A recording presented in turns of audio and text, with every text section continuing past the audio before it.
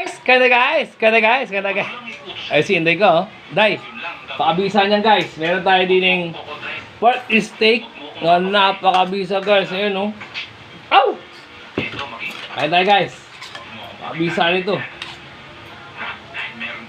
Ayun, oh. Mga Cebu guys. Yung mga natawag na Cebu. Yes, ini. Nung unang punta ko dito, yan ang pinakauna ko nakita.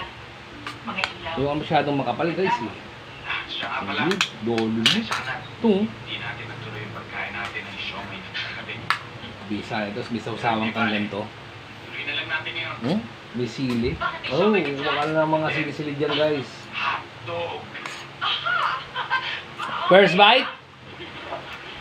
Alam mo, gusto kong hotdog. Eh, mali siya. Yung salita mong yan.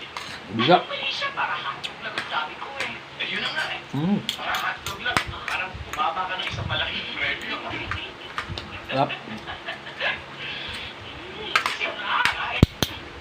Blow out ko yan.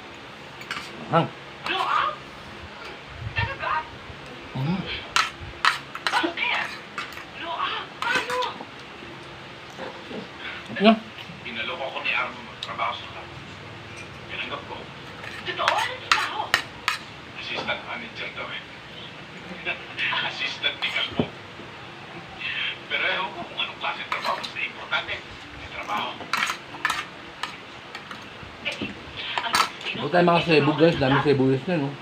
Hmm. Gabi-gabi na tayo nakikita. Ganun na nga yun. Isa. Saka, mabuti na rin yun. Naalalayan ko si Gary. May tanong ako Mm. sa'yo. Di ba?